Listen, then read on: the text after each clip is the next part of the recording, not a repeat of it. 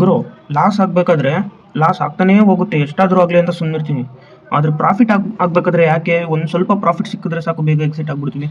ಎಷ್ಟು ದಿನದಿಂದ ನಾನು ಈ ಪ್ರಾಬ್ಲಮ್ನ ಸಾಲ್ವ್ ಮಾಡೋಕ್ಕೆ ಟ್ರೈ ಮಾಡ್ತಿದ್ದೀನಿ, ಆದರೆ ಆಗ್ತಾನೇ ಇಲ್ಲ. ನೋಡಿ, ನಿನ್ನೆ ನಾನು 34,000ನ ಲಾಸ್ ಮಾಡಿಕೊಂಡೆ.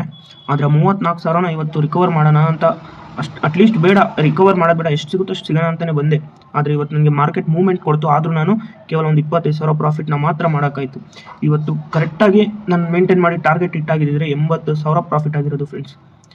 ಅದು ಕೇವಲ 15,000 ಕ್ಯಾಪಿಟಲಲ್ಲಿ. ಇವತ್ತು ತುಂಬ ದೊಡ್ಡ ಮಿಸ್ ಆಯಿತು. ಈ ಥರ ನನಗೆ ತುಂಬ ಸಲ ಆಗಿದೆ. ಲಾಸ್ ಅಂದರೆ ತುಂಬ ಜಾಸ್ತಿ ಮಾಡ್ಕೊತೀನಿ, ಪ್ರಾಫಿಟ್ನ ಮಾತ್ರ ಸ್ವಲ್ಪ ಸಿಕ್ಕಿದ್ರೆ ಸಾಕು, ಬೇಗ ಎಕ್ಸಿಟ್ ಆಗ್ಬಿಡ್ತೀನಿ, ಇಲ್ಲಿ ಮತ್ತೆ ಕೆಳಗಡೆ ಬಂದ್ಬಿಡುತ್ತೆ ಅಂತ. ನೋಡಿ, ಬೇಕಾದರೆ ನಾನು ನಿಮಗೆ ತೋರಿಸ್ತೀನಿ. ಇವತ್ತು ಮಾರ್ನಿಂಗ್ ನೋಡಿ, ಮಾರ್ನಿಂಗ್ಗೆ ಇದು ಸನ್ಫಾರ್ಮ ಮತ್ತು IEXಲ್ಲಿ 3,500 ಲಾಸ್ ಆಗಿತ್ತು. ಆ ಲಾಸ್ ರಿಕವರ್ ಮಾಡೋಕ್ಕೆ ಮತ್ತೆ ಫಿನ್ ನಿಫ್ಟಿ ಇವತ್ತು ಎಕ್ಸ್ಪೈರ್ ಇತ್ತು, ಅದರಲ್ಲಿ ಟ್ರೇಡ್ ಮಾಡಿದೆ. ನೋಡಿ, ಫಿನ್ ನಿಫ್ಟಿಲಿ ನಾನು ಟ್ರೇಡ್ ಮಾಡಿದಾಗ ಚಾರ್ಟ್ ತೋರಿಸ್ತೀನಿ. ನೋಡಿ ಇಲ್ಲಿ ನಾನು ಎಂಟ್ರಿ ಆದಾಗ ಇಲ್ಲಿ 5 ಪಾಯಿಂಟಿಗೆ ಎಂಟ್ರಿ ಆಗಿದೆ. ಸರಿ, ಇಲ್ಲೆಲ್ಲ ನೋಡಿ, ಇಲ್ಲಿ ಎಂಟ್ರಿ ಆಗಿದೆ. ಲಾಸ್ ಎಲ್ಲ ರಿಕವರ್ ಆಗಿ ಇಲ್ಲಿವರೆಗೂ ಹೋಗಿತ್ತು. ಮತ್ತೆ 500 ಪ್ರಾಫಿಟ್ ಬಂದಿತ್ತು. ನಾನು ಬುಕ್ ಮಾಡಲಿಲ್ಲ, ಇನ್ನೂ ಮೇಲ್ಗಡೆ ಹೋಗುತ್ತೆ ಅಂತ ಅಲ್ಲಿದೆ. ಮತ್ತೆ ಸೀದಾ ಮತ್ತೆ ಕೆಳಗಡೆ ಬಂತು. ಮತ್ತೆ ಬಂದು ಒಂದು 2 ಅವರ್ ಇಲ್ಲೇ ಮಾರ್ಕೆಟು ಸೈಡ್ ವೈಸ್ ಮಾರ್ಕೆಟ್ ಆಗೋಗ್ಬಿಟ್ಟಿತ್ತು. 5 ರೂಪಾಯಿ ಇದ್ದಿದ್ದು 2 ರೂಪಾಯಿವರೆಗೂ ಬಂದ್ಬಿಟ್ಟಿತ್ತು. ಆದರೆ ಹೆಂಗೋ 2 ರೂಪಾಯಿ ಇದ್ದಿದ್ದು 2ರಿಂದ ಸೀದಾ 50 ರೂಪಾಯಿವರೆಗೂ ಹೋಯಿತು. ನೋಡಿ, ಇವತ್ತು 65 ಹೈಯೆಸ್ಟ್ವರೆಗೂ ಹೋಗಿದೆ. ಆದರೆ ನಾನು ಇದರಲ್ಲಿ 50 ಟಾರ್ಗೆಟ್ ಇಟ್ಟಿದ್ದೆ.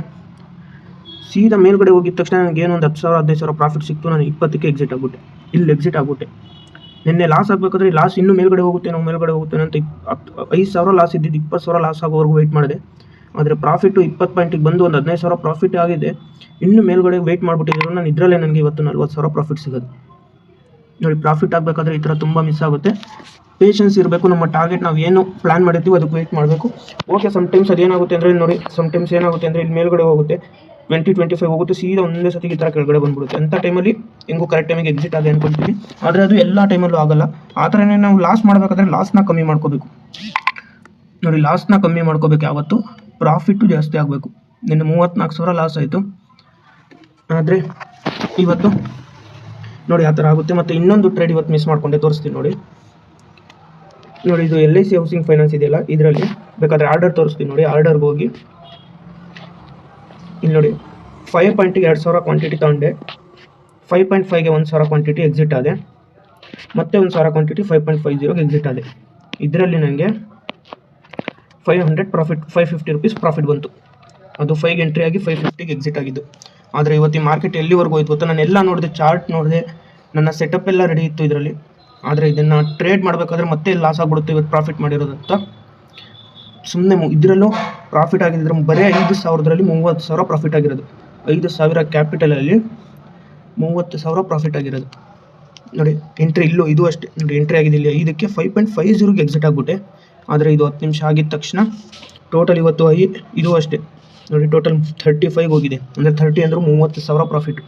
ಇದರಲ್ಲಿ 40,000 ಫಿನ್ ನಿಫ್ಟಿಲಿ, ಇದರಲ್ಲೊಂದು 30,000, 70,000 ಪ್ರಾಫಿಟ್ ಆಗಿರೋದು. ಇದರಲ್ಲಿ ಏನು ಮಾಡೋಕ್ಕಾಗಲ್ಲ. ನೋಡಿ, ಪ್ರಾಫಿಟ್ ಆಗಬೇಕಾದ್ರೆ ಬೇಜಾರು ಏನು ಅಂದರೆ ಪ್ರಾಫಿಟ್ ಆಯಿತು, ಆದರೆ ಲಾಸ್ ಆಗಬೇಕಾದ್ರೆ ಜಾಸ್ತಿ ಲಾಸ್ ಮಾಡ್ಕೊತೀನಿ. ಪ್ರಾಫಿಟ್ ಆಗಬೇಕಾದ್ರೆ ಬೇಗ ಎಕ್ಸಿಟ್ ಆಗ್ಬಿಡ್ತೀನಿ. ಅದೇ ನನ್ನ ದೊಡ್ಡ ಪ್ರಾಬ್ಲಮ್ಮು.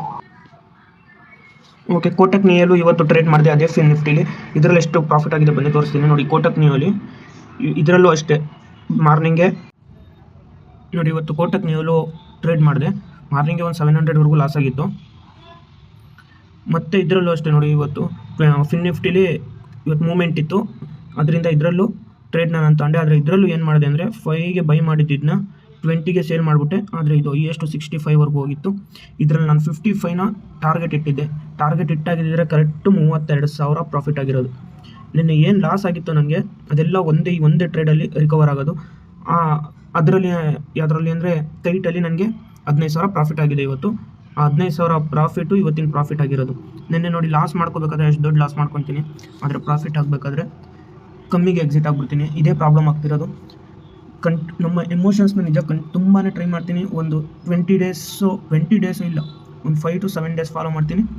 ಆದರೆ ಯಾವತ್ತಾದರೂ ಒಂದು ದಿನ ಇದ್ದಕ್ಕಿದ್ದಂಗೆ ಎಲ್ಲ ಕ್ಯಾಪಿಟಲ್ಲು ಝೀರೋ ಆಗೋಗ್ಬಿಡುತ್ತೆ.